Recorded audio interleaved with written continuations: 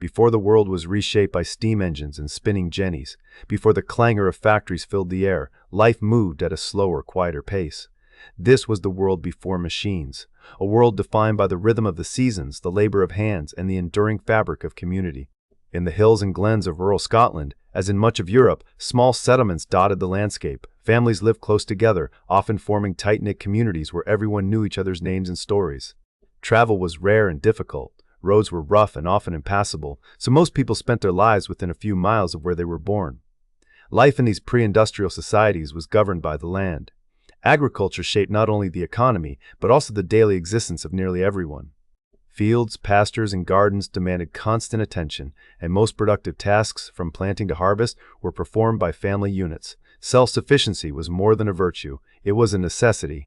Food, clothing, and shelter all depended on the collective effort of the household, with little to spare for luxuries or waste. Environmental challenges, from poor harvests to harsh winters, could threaten survival, and labor was unrelenting in its demands. The social structure of these communities was clearly hierarchical, shaped by land ownership and reinforced by tradition and religion. While remnants of feudal structures persisted in some regions, by the middle of the 18th century the feudal system was no longer the primary organizing principle in most of Europe. Lords owned the land, while peasants or serfs worked it in exchange for protection and a place to live. A recognizable peasantry persisted, their lives shaped by both the limitations and opportunities of rural existence.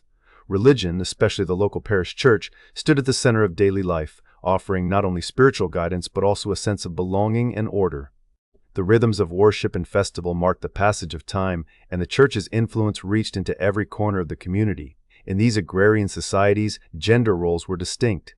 Men and women both contributed to the household economy, but their tasks were often divided along traditional lines. Men typically handled the heavier agricultural work in certain trades, while women managed the home, raised children, and often participated in spinning, weaving, and other domestic crafts. This division of labor reflected the demands of survival and the deep-rooted customs that governed rural life. Handcraft production was the lifeblood of the pre-industrial economy. Weaving, basket-making, blacksmithing, carpentry, and masonry were not just trades. They were essential arts, honed over generations and vital to community well-being. Most of these crafts were practiced at home or in small workshops, and the products were often unique, shaped by the skill and creativity of the maker. The guild system, especially prominent in towns and cities, regulated access to these trades. Artisan associations set standards, trained apprentices, and controlled who could join, making goods both expensive and exclusive. The system kept quality high, but it also limited opportunity, excluding many from economic participation. Textile production, for example, was a labor-intensive process. Long before the whir of machines, fabric was spun and woven by hand, often from linen, wool, or hemp. Every step required skill, patience, and time. Occasionally, small water-powered mills might be found, but most textiles were produced in cottages, where families worked together to meet their own needs and perhaps supply a local market. Because of the effort involved, cloth was expensive and highly valued. The economic structures of the pre-industrial world moved at a slow pace. Change did occur, but it was measured in generations rather than years. The so-called Industrious Revolution refers to a period before industrialization when households began to work more days each year and productivity slowly increased, driven by rising consumer demand. Yet, employment and income were variable, and the bulk of work remained tied to agriculture and home-based crafts. Despite the hard work and close community ties, inequalities of wealth and status persisted. In Western Europe, especially from the 16th to the 19th centuries, income and wealth inequality actually increased. The influence of guilds and other associational organizations often reinforced these divides, protecting the interests of established artisans and landowners while leaving others on the margins. Regional differences could be stark, shaped by local customs and the availability of resources. Cities did exist, and within their walls, trades flourished. Blacksmiths, carpenters, masons, and other skilled workers plied their crafts, keeping urban life functioning. Yet even here, the scale of production was limited.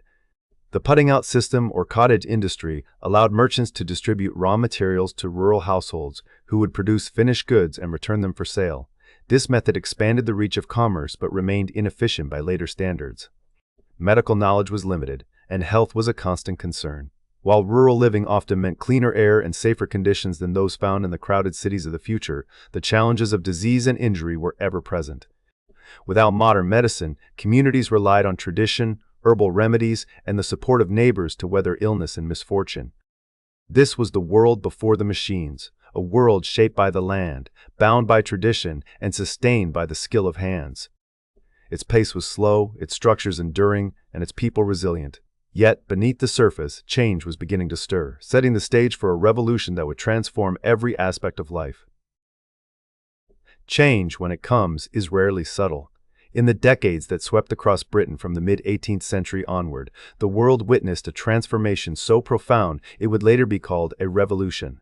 Not of armies and banners, but of gears, levers, and the persistent thrum of machinery. This was the Industrial Revolution, a period marked not by a single invention, but by a feverish succession of technological breakthroughs that altered the very fabric of society. The air itself seemed to hum with new possibilities, as inventions reshaped not only the landscape but also the rhythms of daily life. In much of Europe, by the mid-18th century, the feudal system was no longer the primary organizing principle. While remnants of feudal structures persisted in some regions, most of Western Europe had shifted to more modern forms of land tenure and social organization. This changing social landscape set the stage for the transformations that followed. One of the early sparks of this transformation was the humble spinning jenny, devised by James Hargreaves around 1764.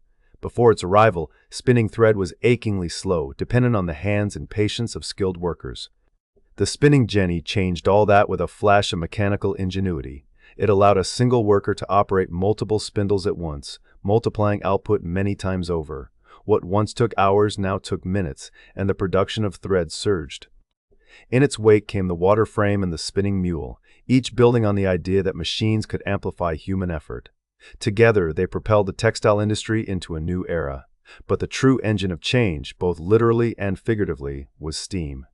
The earliest steam engines, like those crafted by Thomas Newcomen in the early 1700s, were designed to pump water from mines, an urgent necessity as Britain's thirst for coal and iron grew. These first machines were cumbersome and inefficient, but they pointed the way to something greater. It was James Watt, beginning in 1769, who brought steam power to its full potential. By improving efficiency and introducing new mechanisms, Watt's engine became more than a tool for miners. It became the standard power source for factories across Britain, freeing industry from the need for rushing water or muscle alone.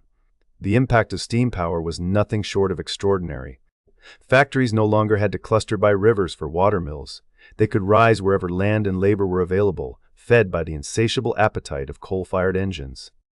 Production multiplied, and the pace of work quickened.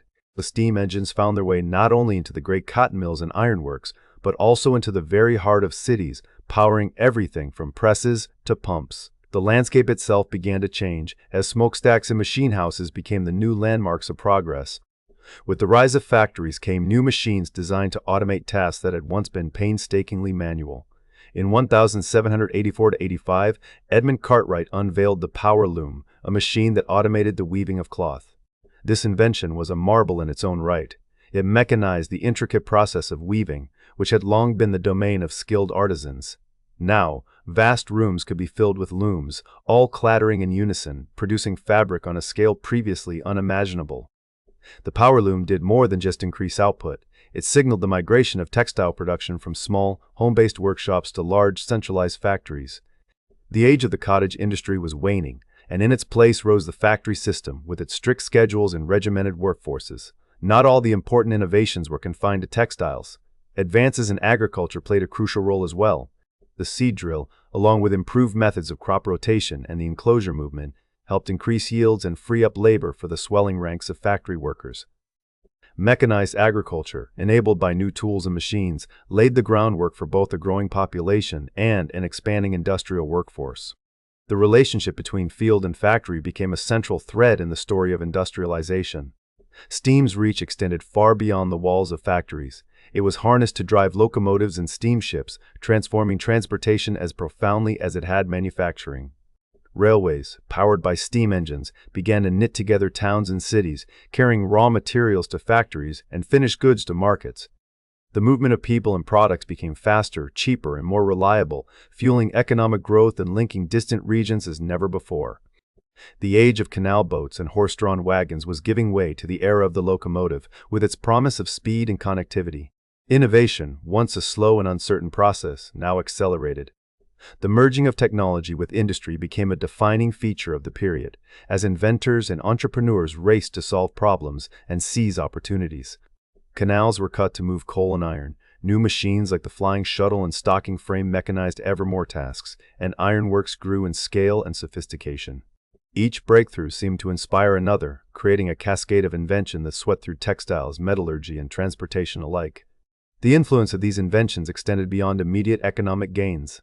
The steam engine, in particular, became the ancestor of countless modern machines. Its principles echoed in the engines that would one day power automobiles, ships, and generators. Later innovations, such as the telegraph in 1836 and the electric light bulb in 1879, drew directly on the spirit of experimentation and improvement that defined the Industrial Revolution. By the late 19th century, advances in electricity and communication were building on foundations laid by steam and steel. Though the origins of this era lay in Britain, the momentum it generated soon spread across Europe and beyond. The shift from handcraft to mass production, driven by new machines and the power of steam, would shape the modern world. Factories, locomotives, and smokestacks became the emblems of progress, and, for many, the engines of change that propelled society into an uncertain but undeniably different future. The world that emerged after the Industrial Revolution looked little like the one that came before. Where small villages and rural communities once dominated the landscape, cities now swelled with people, their skylines pierced by smokestacks and factory chimneys. This transformation unfolded gradually and was experienced differently by various groups. Yet as machines filled workshops and new industries took root, daily life, work, and the very fabric of society were irrevocably changed. As factories multiplied, they became the beating heart of industrial towns. In places like Manchester, Leeds, and later, cities across the United States, mills and manufacturing plants drew thousands away from the countryside. The enclosure movement had already pushed many rural people off communal lands, making city wages, however modest, seem like a lifeline. But the migration from fields to factories was filled with uncertainty. For many, the promise of steady work was offset by the reality of long hours, hazardous conditions, and the loss of traditional ways of life. Contemporary sources from the era captured both hope and anxiety. In 1786, the Leeds Woolen Workers' Petition voiced deep concern about the rise of machinery. These workers feared that new inventions would render their skills obsolete and leave them destitute. Merchants, in contrast, often welcomed mechanization, arguing in letters and pamphlets that increased productivity would benefit all in the long run. Such debates reflected the competing interests and anxieties of a society in flux. The new urban centers grew rapidly, often chaotically. Manchester's population, for example, expanded at a pace that outstripped the city's capacity to house its residents decently. Poorly constructed tenements rose quickly to accommodate factory workers, but these dwellings were often overcrowded and squalid. In both Britain and the United States, slums became a common feature of industrial cities, with inadequate sanitation and clean water.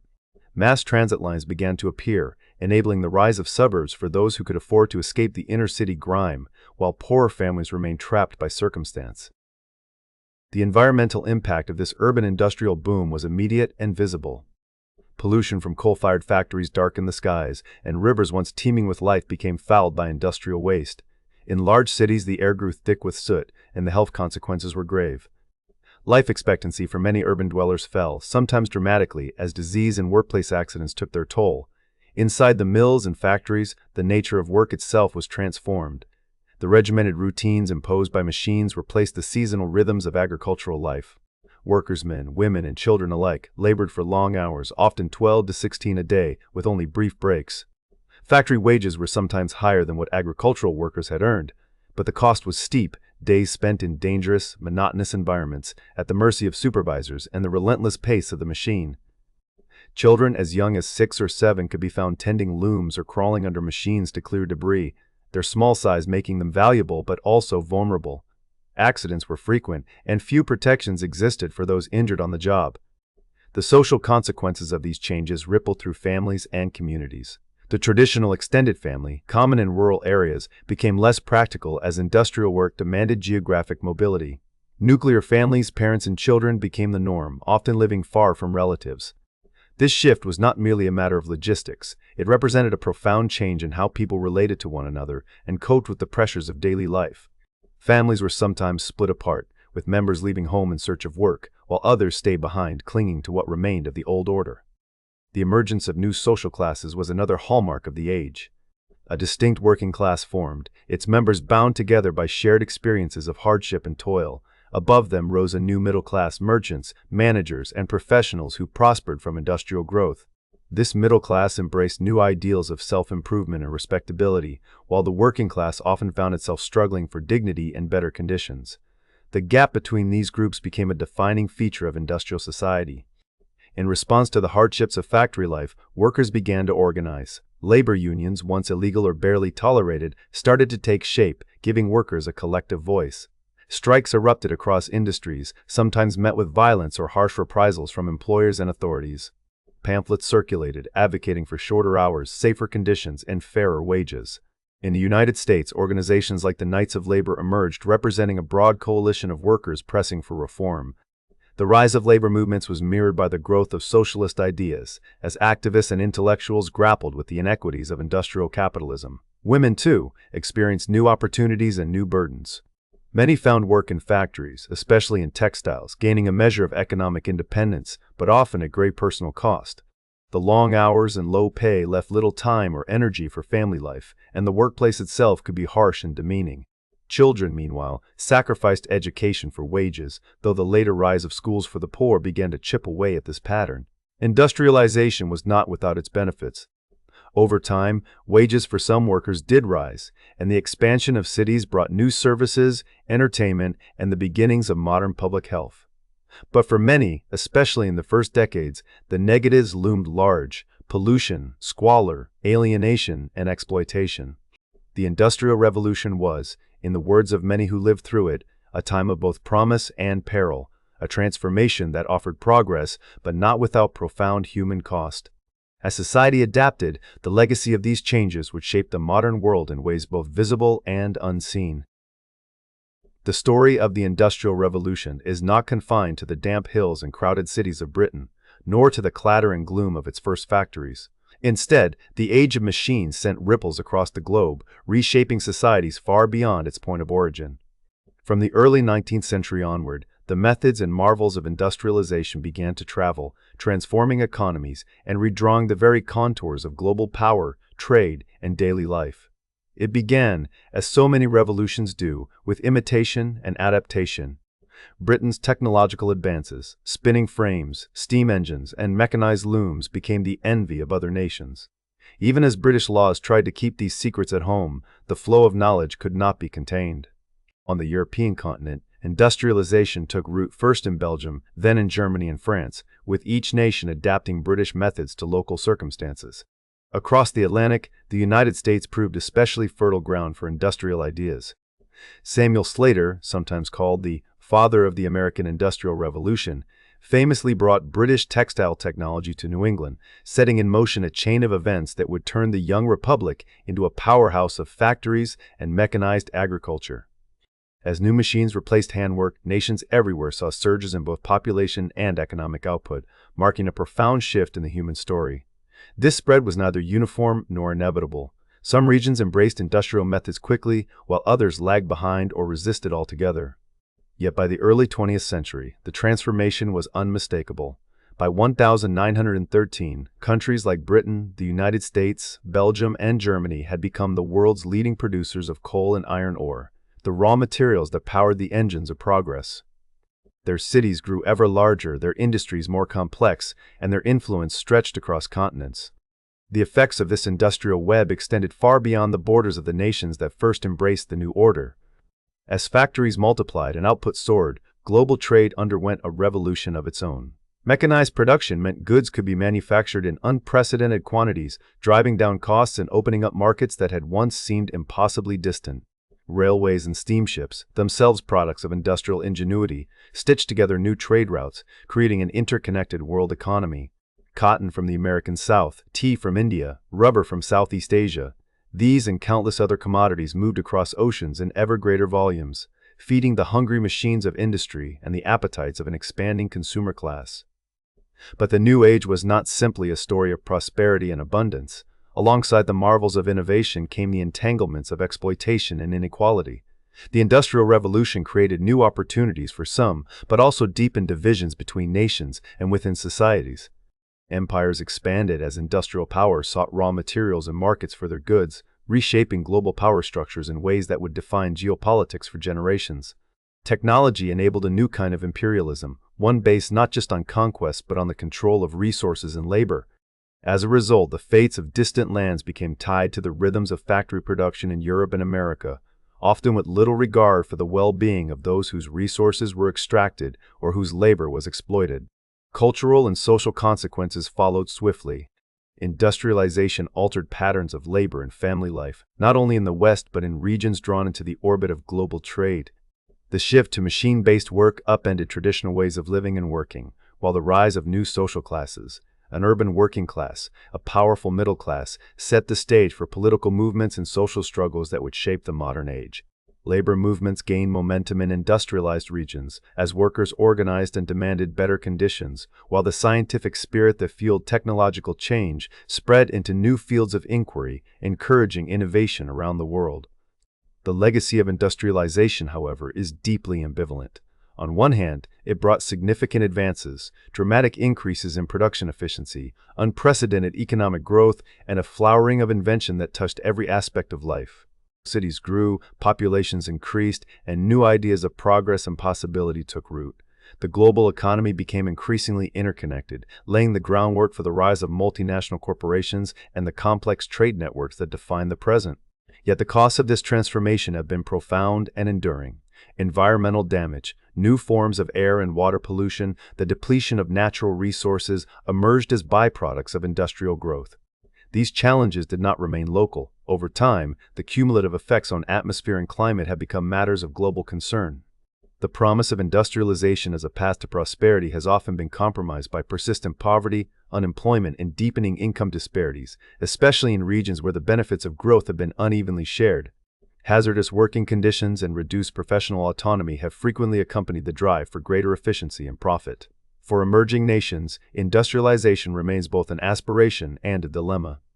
It is widely recognized as a crucial engine of economic development, yet it brings with it the same risks of inequality, social dislocation, and environmental strain that accompanied its earliest phases.